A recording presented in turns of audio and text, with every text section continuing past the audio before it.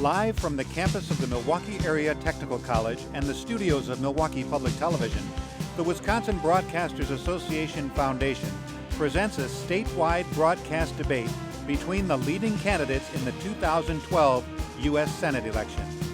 And now, the president of the Wisconsin Broadcasters Association Foundation, John Lobb. Good evening. Wisconsin's radio and television broadcasters are pleased this evening to be able to continue our public affairs broadcast tradition begun in 1990, sponsoring widely broadcast debates in major Wisconsin political campaigns. This evening's debate will be broadcast on over 80 Wisconsin radio and television stations and nationwide on C-SPAN and the World Channel. This evening's debate will engage the two leading candidates for the 2012 U.S. Senate election in their first face-to-face debate. Former Wisconsin Governor Tommy Thompson and 2nd District Congresswoman Tammy Baldwin. This evening's debate is made possible in part through generous grants from the Wisconsin Association of Independent Colleges and Universities, WPS Health Insurance, and AARP Wisconsin. And now on their behalf, Mr. Rolf Wagenke, Mr. Jim Reardon, and Mr. Sam Wilson. Good evening, everyone. My name is Jim Reardon from WPS Health Insurance, and these are my friends Rolf Wagenke from the Wisconsin Association of Independent Colleges and Universities, and Sam Wilson, State Director of AARP.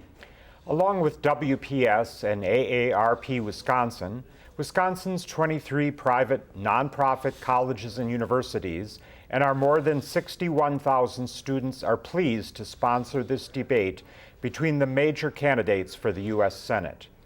To be competitive in the global knowledge economy, Wisconsin needs to expand educational opportunity. This is our mission at the association. We also believe that good government depends upon an informed and educated public, and that a debate can and should be educational.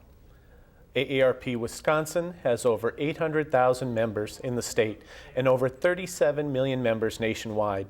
And we are pleased to join in sponsoring this 2012 U.S. Senate debate. AARP has a 25-year history of nonpartisan voter education and voter engagement. We appreciate you joining us this evening, and please visit www.earntosay.org to find even more information about candidates and the issues this election season. At WPS Health Insurance, we've been insuring Wisconsin's health since 1946. In that time, we have seen our society and government face growing challenges, especially in health care and health insurance. Like Rolf and Sam, we hope that our sponsorship of this U.S. Senate debate will help you gain a better understanding of how each of these candidates would represent us and govern our nation. So please join us in watching the debate and in thinking about the future. Then make your voice heard by voting on Tuesday, November 6th. The format for tonight's debate will allow for each candidate to make an opening statement, to respond to questions from a panel of reporters, and finally for each candidate to make a closing statement. The order of responses has been previously decided by a coin flip. Our panelists this evening include Robert Kennedy, News Director, WTAQ Radio Green Bay; Lisa Patro, News Director, WQOW-TV Eau Claire; and John Quarterer, News Director, WJFW-TV Rhinelander. We will begin with 1.5-minute opening statements. Representative Baldwin, your opening statement. Thank you for this opportunity. Over the last year, I've traveled this great state, meeting with people who are working hard, playing by the rules, and trying to get ahead. Unfortunately, for so many, it's been harder and harder just to get by. And what's changed hasn't been our work ethic, it's been the rules. You know, today in Washington, big, powerful interests, the ones with a whole lot of money and the best lobbyists, get to write their own rules. And there's too many politicians who are eager to help them. People feel that Washington isn't listening to the struggles of middle-class families. And that's why Wisconsin needs a senator who will. I've spent my time in Washington being a voice for the struggles of middle-class families and standing up to powerful interests like Wall Street, big oil, and the big health insurance companies. My opponent spent his time in Washington helping these same powerful interests. I have taken on powerful interests on behalf of ordinary citizens. My opponent has taken on powerful special interests as clients. So ask yourself tonight, who is better to represent the middle class? Thank you. Your opening statement, Governor Thompson. Well, first off, let me just thank everybody for being involved and thank you for putting this on. I'm Tommy Thompson. I was governor of this great state for 14 years. While I was governor of this great state, we cut taxes 91 times. We reformed welfare and gave people an opportunity to work. We reformed the health care and built the best health care possible for poor, middle income, and people all over the state. It was acknowledged as the best health care in the country. I also was able to be the architect for Part D, for Medicare people, so seniors were able to get drugs. I also, with my wife, who's with me tonight, started a women's health foundation. She and my daughter, Tommy, have set up a healthcare foundation for the people of the state of Wisconsin, for the women of Wisconsin. I've always tried to do what was right for Wisconsin, and I think we've been successful. I've lived my whole life with my family in Wisconsin, and we were able to create 742,000 jobs while I was governor. I was a reformer. My opponent is ranked as the #1 liberal in the United States House of Representatives. That's a pretty hard ranking to get to when you know that she is the #1 spender in the House of Representatives. It's just difficult to be able, with all those spenders, to be #1, and she has been able to succeed in that capacity. I've always done what was right for Wisconsin and always will. I need your help, and I hope that you will support me for the United States Senate. Thank you. Our first question will be from Robert Kennedy, first for Governor Thompson. Governor, good evening. Good evening, Robert. How are you? I'm good, thank you. You know, a lot of people in Wisconsin have come to the state since your time as governor. Maybe aren't as familiar with you as others. Right. Perhaps the representative from her district isn't as well known around the rest of the state. So a lot of the people who are finding out about you now are through the campaign ads that they see and hear on the radio and TV. And some of them are pretty hard against each other. So I would like you to tell me what you think is the biggest or most gross inaccuracy or perhaps outright lie in an ad that your opponent is running against you, or an organization that's siding with your opponent and paying for those ads. Well, my opponent started out the day after the primary, and she spent millions of dollars with her and her left-wing liberal individuals in Washington to try and tear me down. She doesn't have a record to run on, so all she can do is try and get the people of the state of Wisconsin not to like me.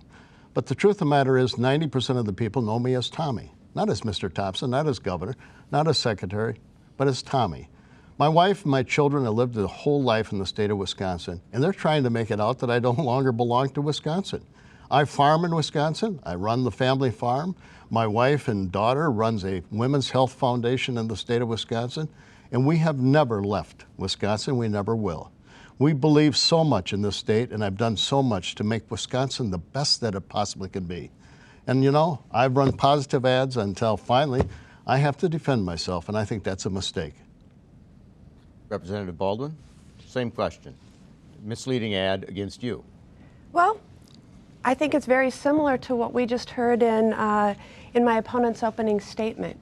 You know, sometimes the definitions that we think we associate with words like liberal and conservative, the name calling, it just gets kind of crazy. I look at how we got into the fiscal mess that we're in right now as a nation. And during the Bush years, we had 2 unfunded tax cuts, 2 unfunded wars, and an enormous unfunded Medicare Part D benefit in which my opponent gave a sweetheart deal to the drug companies that made it illegal for Medicare to bargain for better prices for seniors. That's, by my quick math, about $3.5 trillion unfunded on the credit cards, debt to our children and grandchildren, and they call that a conservative? The words have lost their meaning. Our second question will be from Lisa Petro and will be directed first to Representative Baldwin. Congresswoman Baldwin, before the end of the year and before either of you is sworn in as a U.S. Senator, the nation faces the expiration of the Bush-era tax cuts, also the 2% payroll deduction. It also faces forced spending cuts of $100 billion unless Congress and President Obama do something about it. This has been called the Cliff effect, and leading up to what you might do next session, do you think those cuts should be allowed to expire and the $100 billion in spending cuts to be allowed to happen? If not, how would you modify those plans? Well, the fiscal cliff, as they call it, is a very serious issue. And it is a result of partisan impasse and gridlock where too many in Washington put the interests of their party over the interests of the people. Sequestration, as it's called, is indiscriminate and arbitrary across-the-board cuts, and it would devastate our economy, and it's not the right prescription. I support the president's plan, which is a balanced approach. It recognizes that we have twin challenges facing us, the need to reduce our debt and the need to energize our economy, and that we can't have a set of solutions to one that jeopardizes our ability to tackle the other. So I think with investments in education and research that grow our economy, middle class and small business tax cuts, that's the solution. Governor Thompson? We are headed for a recession unless we do something. Congress, my opponent's been in Congress for 14 years. Since she's been in Congress, the debt has gone from $6 trillion to $16 trillion, $10 trillion. And she's voted for a lot of those spending programs. In fact, she introduced legislation to increase the spending with the Progressive Caucus. And she's voted for 100 and some tax increases. My opponent is a taxer and a spender. But the question was, what are we going to do in January? We have got to make sure that we address the taxes. We can no longer afford to allow for these taxes to come into play in January or the sequestration. Because if both happen, the CBO has said that we are going to end up in a recession. I don't think anybody wants to have a recession. But isn't it sad that Congress, and all the time she's there, are waiting now till January to solve the problem of America? I'm going to solve it day one. That's why I'm running. Our third question is from John Quarterer, directed first to Governor Thompson. Governor Thompson, beyond the cliff effect, yes, we have a $16 trillion debt, increasing at about $1 trillion a year. The notion that some say we cannot levy any more taxes. You've signed the Taxpayer Protection Pledge, Grover Norquist's pledge, and Congresswoman Baldwin, you have said that you like the Buffett rule and have co-sponsored that, which means taxing rich people more. But you're not going to be able to tax them enough more to get back $16 million. Sure. Can we really solve this problem, this $16 trillion debt problem, without any new taxes? Yes, we can. But you got to be determined, and you've got to be able to do what I would want to do. I had the same problem when I came in as governor of the state of Wisconsin, John. We were in debt, and I came in and, with Democrats in control of both houses of the legislature, cut taxes 91 times. We reformed the spending in the legislature and the state, and we were able to create 742,000 jobs. The biggest increase in jobs ever in the history of our state. We turned the state around. I can do the same thing at the federal level. What do we have to do? We have to put in a balanced budget amendment, and then we've got to request that every federal agency comes in with a 5% reduction from what they got the previous year, and give the secretaries the opportunity to be able to get rid of programs that don't work. Nobody in Washington ever gets rid of anything. But if you would give the secretaries who run the departments the opportunity to cut back with 5% and get rid of programs, you will see the federal government, just like the state did, run more efficiently and better. Representative Baldwin. Thank you. Well, first let me talk about what I would cut in order to grapple with our deficit and our debt. I'd end the war. I'd work to end the war in Afghanistan, which costs us $2 billion a week. I would get rid of the sweetheart deal that Tommy Thompson negotiated when he was head of Medicare that allows, that makes it illegal for drug companies to bargain with, or the Medicare to bargain with drug companies for better prices for seniors. That one costs us $15 billion per year. I'd get rid of corporate welfare for big corporate farms and big oil. And I'd also let the Bush tax cuts for the top 2% expire. But I also want to look at the record contrast. I already told you about the policies that Tommy Thompson supported that added over $3.5 trillion to the debt when President Bush was in office. I opposed those irresponsible plans that added to our debt. So now, in the future, Tommy Thompson supports a plan that adds trillions more in tax cuts for the very wealthy and raises taxes on the middle class. That's the wrong prescription for tackling our debt. Our next question is from Robert Kennedy, directed first to Representative Baldwin. Representative, good evening. Good evening. I'd like to ask you about tax deductions. What sort of tax deductions might you be looking at for closing up, eliminating altogether things like tuition or child care, that type of thing? What do you have in mind for that? Well, I do think that we have a tax system that is very unfair. It's like there's two sets of rules of the road, one for the well-off and well-connected, and another set for the rest of us. And it's happened over a long course of having powerful interests have too much power in Washington and a legion of lobbyists to write special privileges. One of the first two of the things that I would go after right away. One is the set of deductions and loopholes that encourage outsourcing of U.S. jobs. And an important one is the very deduction that allows folks to move personnel and equipment overseas and write it off as a business expense.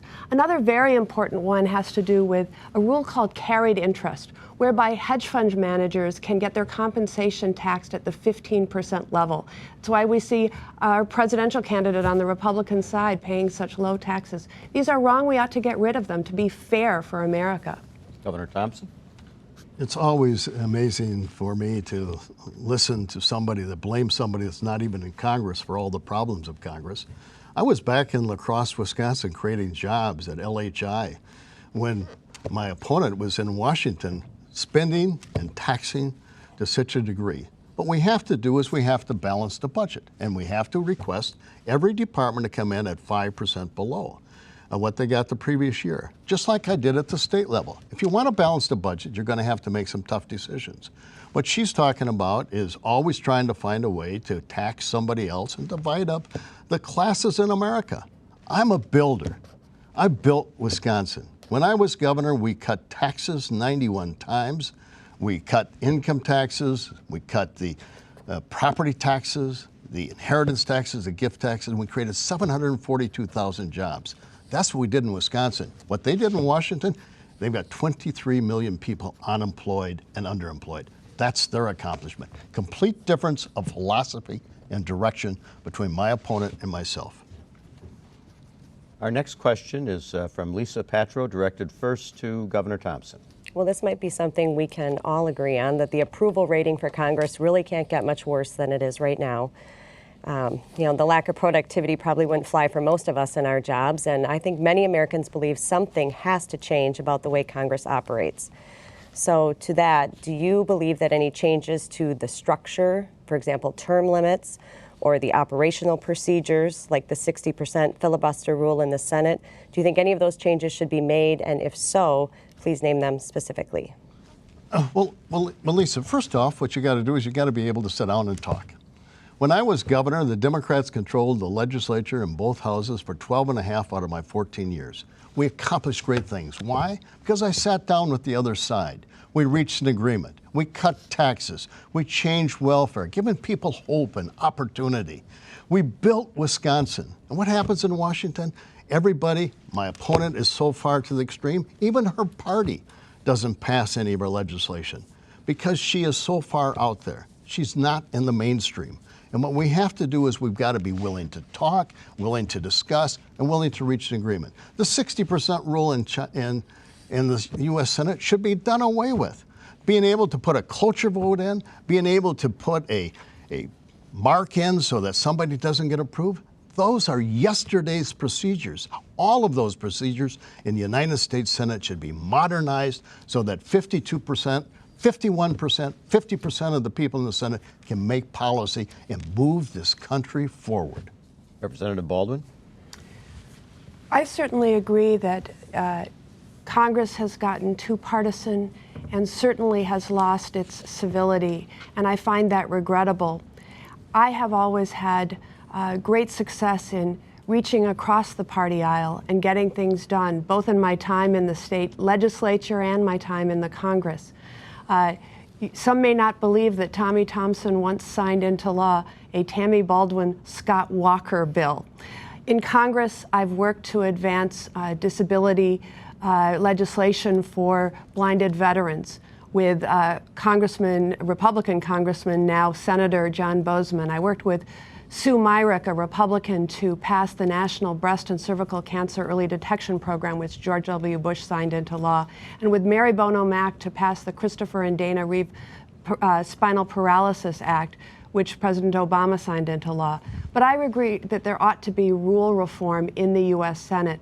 And I also think that members of Congress shouldn't get paid if they don't pass a budget. Our next question will be from John Quarter, directed first to Representative Baldwin. Representative Baldwin, the population projections for Wisconsin are fascinating to look at. It says that by 2035, there's going to be 1.5 million people like me who will be 65 or older. And that's twice as many as we had in this state in the year 2000. Mm-hmm. What do you think that Social Security is going to look like for them, given the fact that they have been contributing to it for their entire working lives?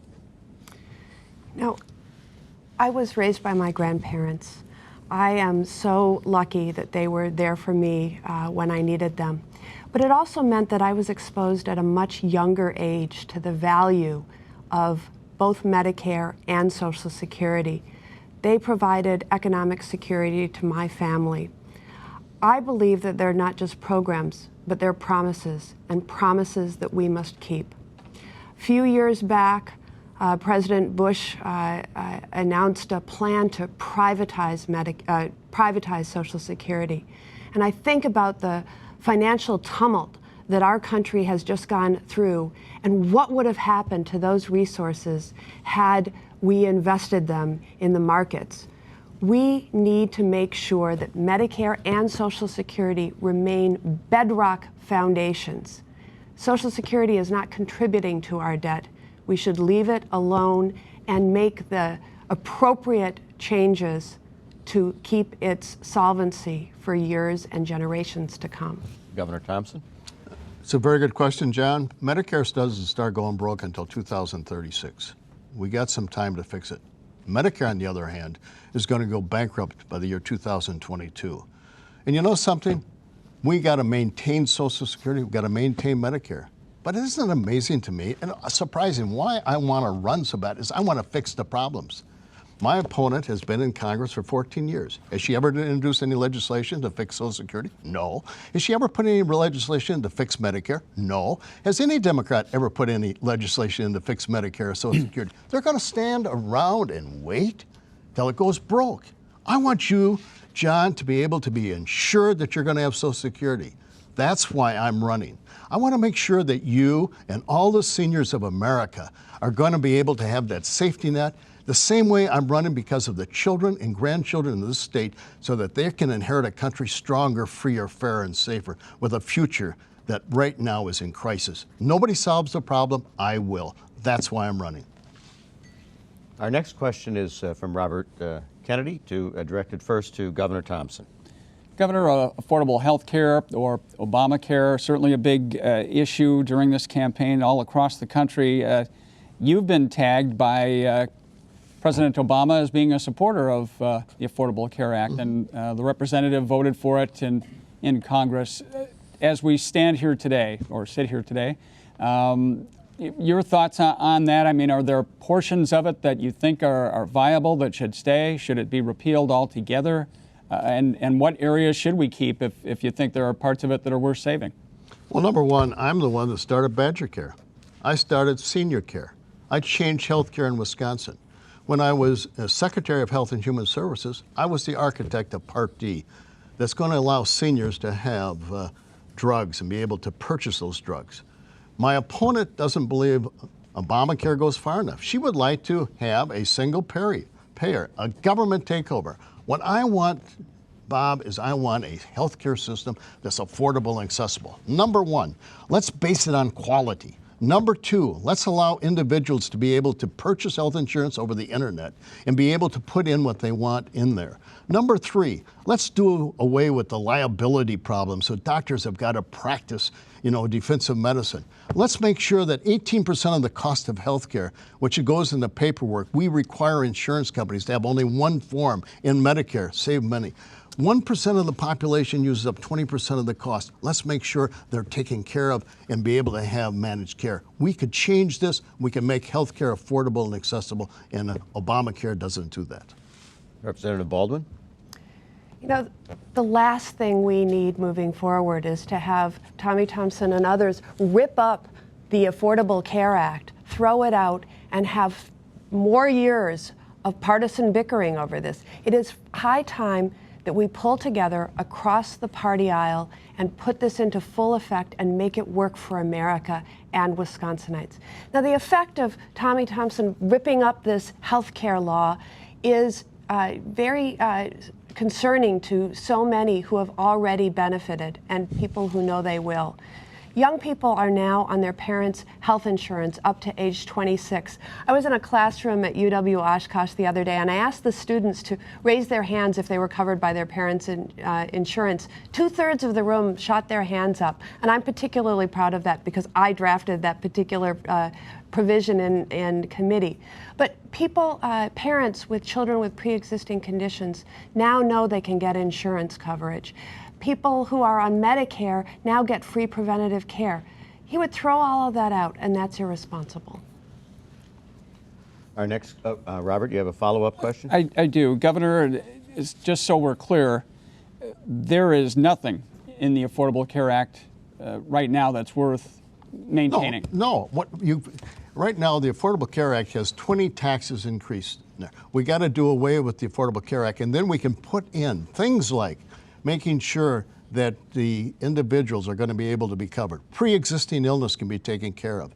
Individuals are going to be able to have control over their health care and be able to buy a contract. My opponent wants the government to control it. I want you, the individual, and the state government to be able to determine who is going to be able to be the arbitrators and the referees of health care. Huge difference. Do you want the federal government to make a determination who your doctor and hospital is, or do you want the state and the individual? I'm with the state and the individual. My opponent wants the federal government. Huge, diametrically opposed, and that's what it's all about. But there are things in there like wellness and prevention, Bob, that I drafted when I was secretary that are in the Affordable Care Act that absolutely need to be maintained. Chronic illnesses is something I started when I was Secretary of Health. That's got to be maintained and be able to continue. Representative Baldwin? Well, the last statement about government intrusion in doctor selection is just absurd. The Affordable Care Act, when fully implemented, will set up state-based private health insurance exchanges, and people will get help getting full coverage. But what I want to answer is the question, he was asked if there's anything he likes in the bill. How about something that I don't like that was in the bill? And that is that it maintains the sweetheart deal that Tommy Thompson cut with the drug companies when it became illegal for Medicare to bargain for better drug prices for seniors. I'd get rid of that. Our next question is from Lisa Patro, directed first to Representative Baldwin. So let's talk a little bit more about Medicare. It's certainly a program that seniors have come to rely on. It's also a program that, if modified, could actually save the federal budget a lot of money. Vice Presidential candidate Paul Ryan has a plan to kind of turn it into a voucher type program. I guess I'd like to hear specifically each of your visions for the future of Medicare. Well, thank you for that question, Lisa. I've already mentioned the fact that I got to see the difference that Medicare makes in people's lives at a much earlier age than most do, because I was raised by my grandparents, and my grandmother was on Medicare by the time I was in my late teens. This is something that I regard as more than a program, but a promise, and one that we must keep. My opponent supports a plan to end Medicare as we know it, to instead give seniors vouchers that outside nonpartisan analysts have said will increase out-of-pocket expenses for seniors over the first decade up to $6,000. And I know very few Wisconsin seniors who can afford that sort of burden. We need to continue the reforms in Medicare that we implemented in the Affordable Care Act that has extended the solvency of the program by nearly a decade. We need to do more of that. Governor Thompson. You know, it's amazing to me that she even has the audacity to say that I did this when I'm not even in Congress. I'm a private sector. I believe what needs to be done is we got to protect Medicare. But all the years that my opponent's been in Washington, 14 years, she's never introduced one bill to save Medicare. All she does is blame somebody else. She wants to tear down and criticize. I want to fix Medicare. I want to make sure that the seniors in America, in Wisconsin, are going to have coverage. And I want to make sure we do it in the right way. Medicare goes broke in the year 2022. It is $42 trillion in debt right now. And there's no way that it's going to be able to continue unless we modify it and change it. I believe that Ron Wyden, a Democrat, and Paul Ryan, a Republican, have got the first step. But I would go further. I would put Medicare after and before it goes broke and allow seniors and all those individuals to be able to continue to be covered by Medicare, but after that, be able to be put into the federal health program the same way that she gets her health insurance right now. If it's good enough for the Congress, why isn't it good enough for the seniors? That's a difference. It's not a voucher program. It's allowing the seniors to have continuation of health care. Thank you, Governor. Our next question is from John Quarterer. First to Governor Thompson. I'm certain that you saw Israeli Prime Minister Netanyahu Yes. Holding up his cartoon bomb in the UN earlier this week. Kind of disturbing to a lot of Americans, I'm sure, but Israel says that if Iran moves closer to building nuclear weapons, it's going to do what it sees fit to protect itself. Right. And our policy over the years would indicate that the U.S. would respond militarily if Israel asked us. Is keeping Iran from becoming a nation with nuclear weapons worth putting U.S. troops in harm's way? It is necessary to prevent Iran and Ahmadinejad, who is an individual that is somewhat mentally impaired, who believes that the Holocaust never existed, believes that Israel should be destroyed, and has threatened America that they're going to blockade the Gulf of Hormuz, which would block all the oil going worldwide and would enter us into a world depression. Sooner or later, unless we draw the red line that Benjamin Netanyahu wants, we're going to have the problem of Iran having a nuclear bomb. We cannot afford that. It will end up in a world war. So we got to stop them. My opponent in 2006, 2009, and 2010 voted against the sanctions of Iran. Only now, 3 months before the election, she's now for them.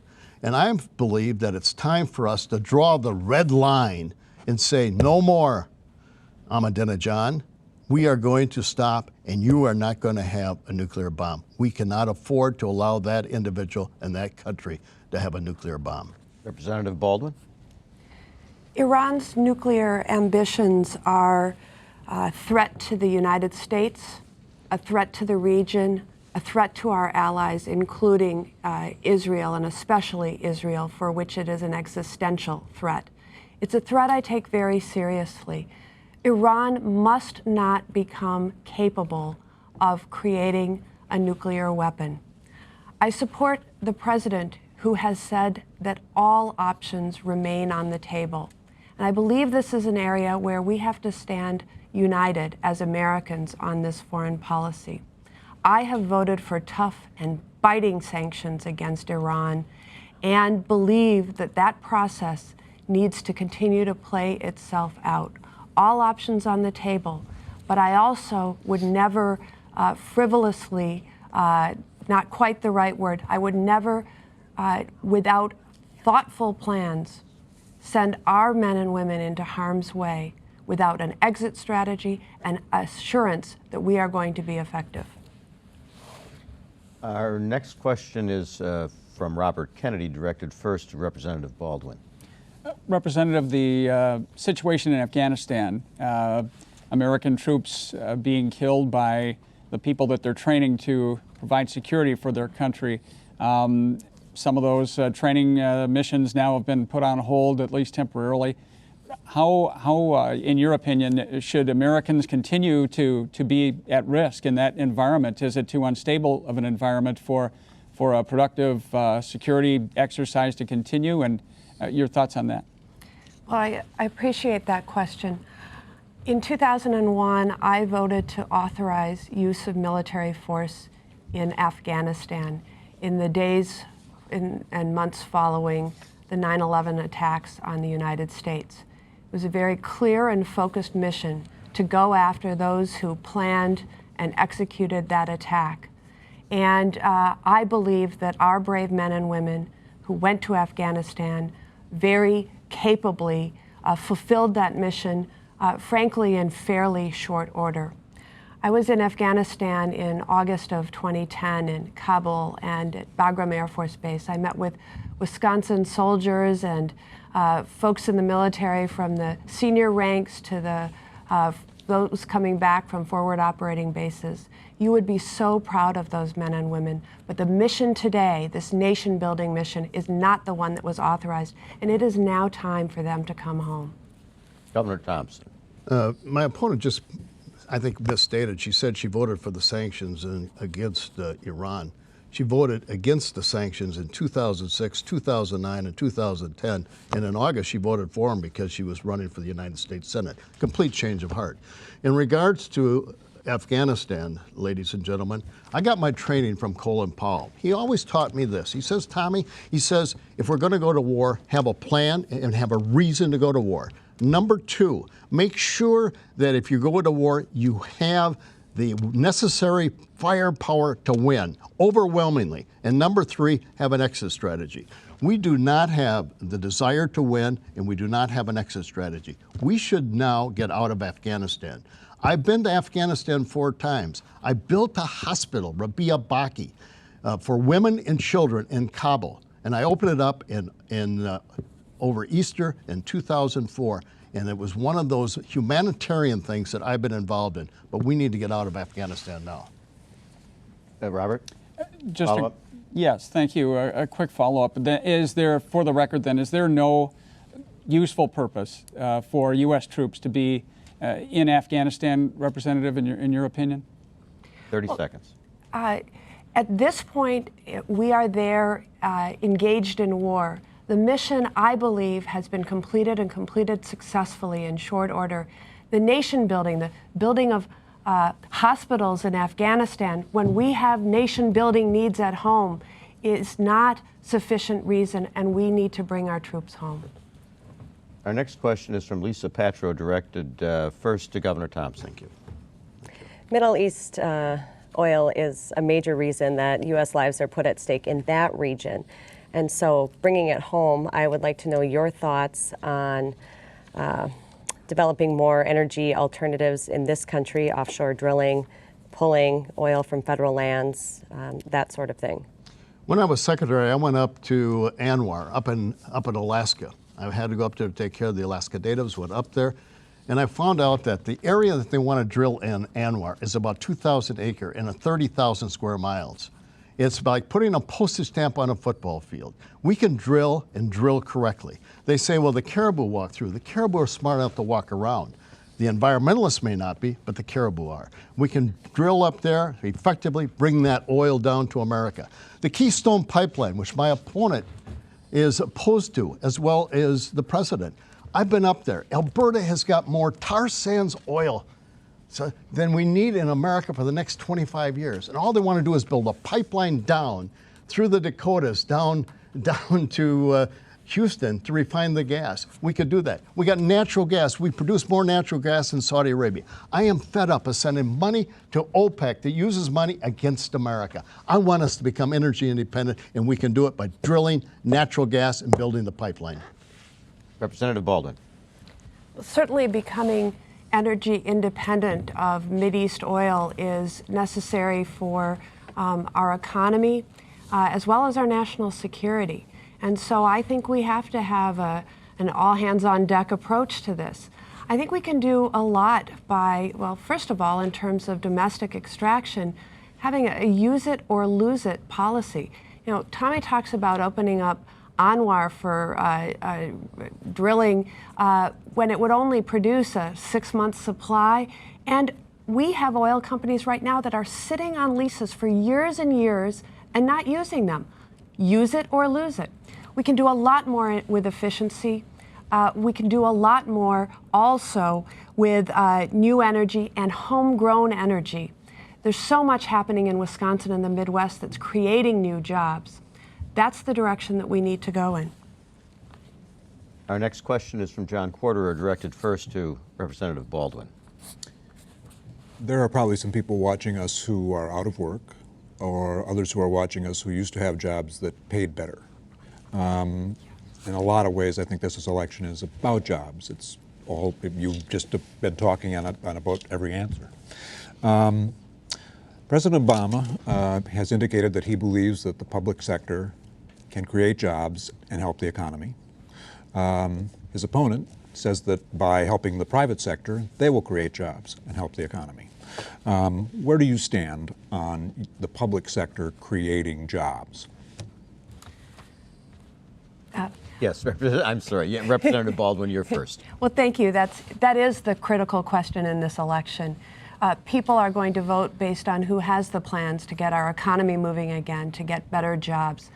I believe that the government can do things to foster private sector job development. And let me just talk about the basic investments that we need to protect in order to do that. It's education, it's research and innovation, it's infrastructure.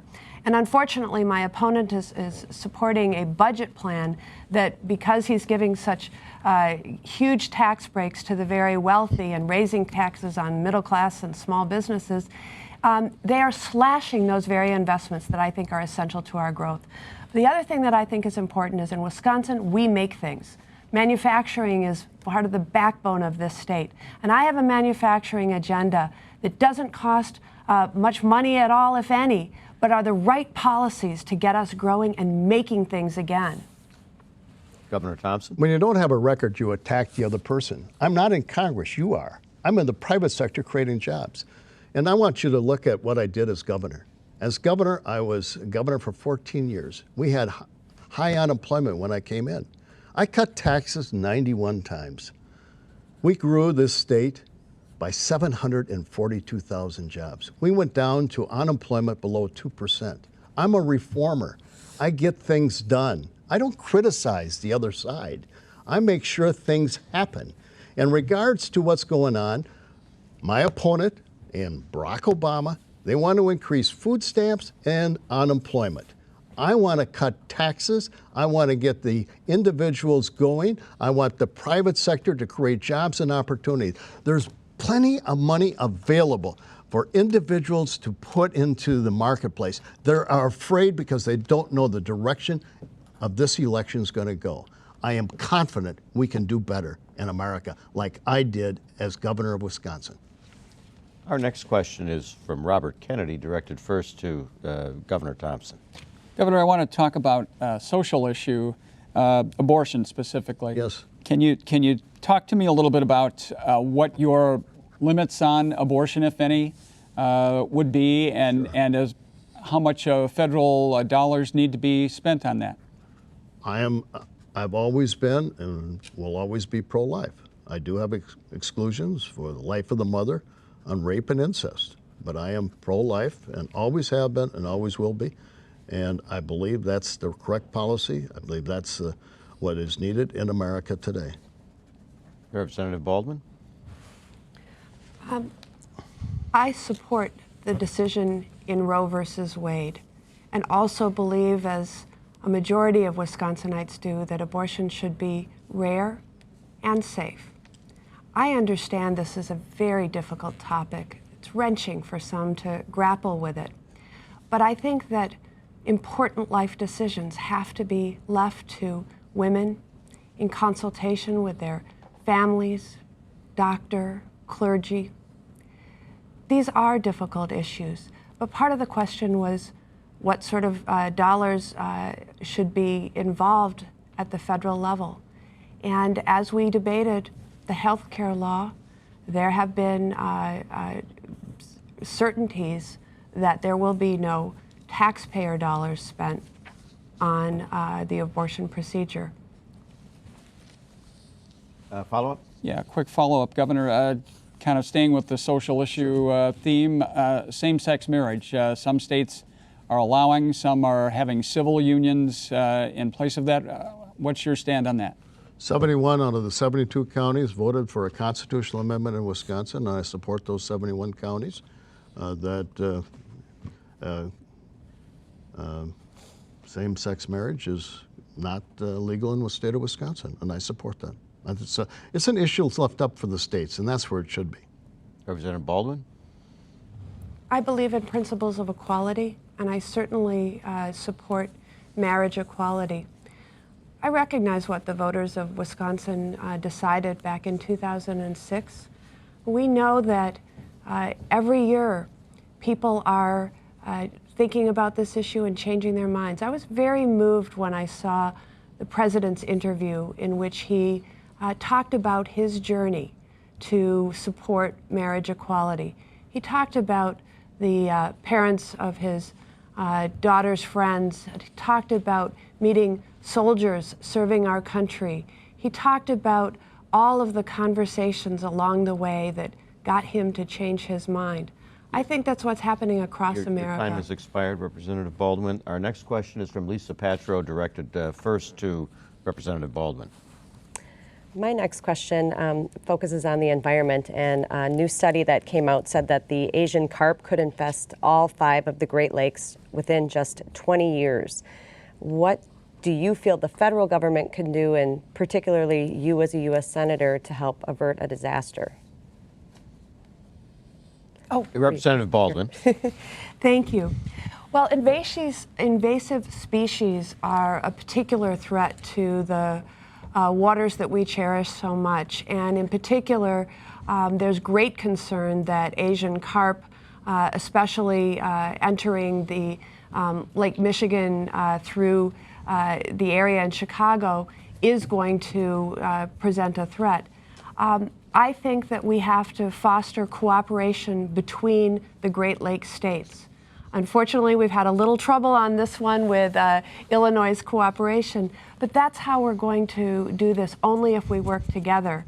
You know, if Wisconsin moves forward or Michigan moves forward, but Illinois doesn't, we're going to have issues. So the Great Lakes Compact was one that I strongly supported, but we need to have special compacts relating to invasive species that threaten our precious waterways. Governor Thompson? I'm absolutely surprised. It's the first time I haven't been blamed for something or George Bush. You know, the truth of the matter is that we've got to stop it. I mean, there's no dilly-dallying around it. This carp infestation gets into the Great Lakes, it's going to ruin our fisheries.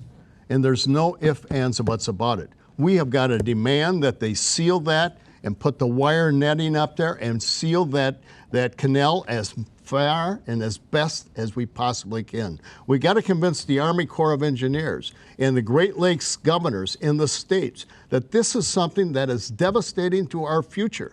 The Great Lakes are an important asset for all the Great Lakes states, especially Wisconsin, and we cannot tolerate or allow the Asian carp to get in there. So we have to use the power of the Senate, the Army Corps of the Engineers, the House of Representatives, the presidencies, and all of the commissions in order to stop it.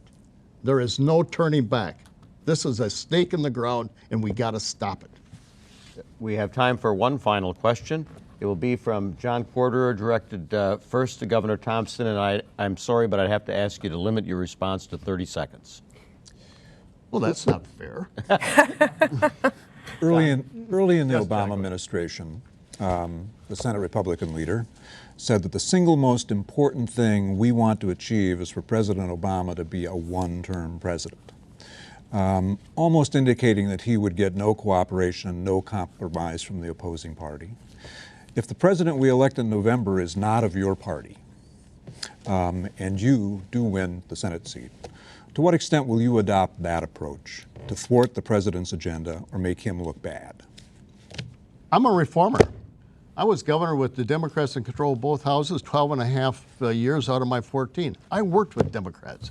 I think it is important for us to make sure that we do everything we can do to confront the problems and not postpone them like my opponent has been doing for the last 14 years. We got to confront them. We got to solve the problems. And I'm going to work bipartisanly with anybody that wants to work to solve these problems. That's why I'm running. I do not want us to continue on and debate and tear down, demagogue each other. I want us to solve America's problems and move this country forward. Representative Baldwin, 30 seconds. Thank you. I will support the President and Commander-in-Chief no matter what party that individual belongs to, because we're Americans first. And it's high time that we put the next election and partisanship behind and put the people's business first. But I also think that it's time to stop looking decades past about what my opponent did in the past in the 70s and 80s. What's important is that he signed a pledge to a Washington, D.C. lobbyist, Grover Norquist, rather than taking a pledge to the Wisconsin people. That's why we have partisan knots in Washington, and it shouldn't be that way. Thank you. And that concludes the question and answer portion of our debate. Each candidate will now have the opportunity to make a 1.5-minute closing statement. Governor Thompson. Thank you very much for watching and listening tonight. Our country's in crisis. The reason I'm running, ladies and gentlemen, is because I have 3 great children and 8 grandchildren. I'm running for them and for your children and grandchildren. The country can no longer afford not to confront the problems. My opponent has been in Congress for 14 years. She has become and ranked as the most liberal member in the House of Representatives. She has voted for 150-some tax increases. I cut taxes 91 times. I reform welfare completely so poor people would have a chance to have a job and be able to get ahead in life. I'm a reformer, ladies and gentlemen. My wife and I have worked very hard to do the best for Wisconsin, and we always will. We've lived our whole lives here, and we are concerned about the future generations. I want to make sure that your children and grandchildren out there are going to be able to inherit this country with stronger, freer, fairer, safer, with more options than what we had. Right now, the direction that's being led with more taxes, more government regulation, a government control of health care, which is being advocated by my opponent, would absolutely ruin the kind of America that all of us want to build. We want to become energy independent and safe. We got to drill, we got to build the pipelines, and we got to create jobs. Cutting taxes and reforming the tax system, we are going to be able to allow businesses to grow and prosper and allow children to have a future that's going to be the best in the world. Thank you very much, and I would appreciate your vote. Representative Baldwin, your 1.5-minute closing statement. Thank you, and thank you again for this opportunity. You've had a chance to hear from 2 very different candidates with 2 very different visions for Wisconsin's future. I don't believe that we should have 2 sets of rules, especially in our tax code, and that's why I've introduced the Buffett rule. It says that millionaires and billionaires should have to do their fair share. My opponent is supporting tax cuts, additional trillions of dollars weighted to the very wealthy, and it will increase the middle tax burden by an average of $1,300 per family. And that's not my information, that's the Tax Policy Center. On economic priorities, I think it's important that we have a balanced approach to moving our economy forward as well as paying down our national debt. It's why I believe we should get out of Afghanistan, end corporate subsidies to big oil and corporate farms. It's why we should get rid of Tommy Thompson's sweetheart deal for the drug companies that cost us so dearly. Meanwhile, we have to protect our investments in education and research to help our economy grow. With Medicare, and Social Security. I believe they have to be bedrock guarantees. But Tommy Thompson would voucherize Medicare and eliminate it for our next generation. I'll be a voice for the people, not for the powerful. And as this is what you're looking for in your next U.S. Senator, I ask for your vote, and I ask you to join our team. Thank you. That concludes the debate between Wisconsin U.S. Senate candidates Congressman Tammy Baldwin and former Governor Tommy Thompson. This debate has been sponsored by the Wisconsin Broadcasters Association Foundation through generous grants from the Wisconsin Association of Independent Colleges and Universities, WPS Health Insurance, and AARP Wisconsin. We thank the candidates and we thank our panelists. Over 80 Wisconsin radio and television stations have broadcast this debate to ensure that every citizen has had the opportunity to hear and see the major candidates running for the U.S. Senate in Wisconsin. On behalf of Wisconsin's radio and television broadcasters and candidates Tammy Baldwin and Tommy Thompson, thank you for listening and watching.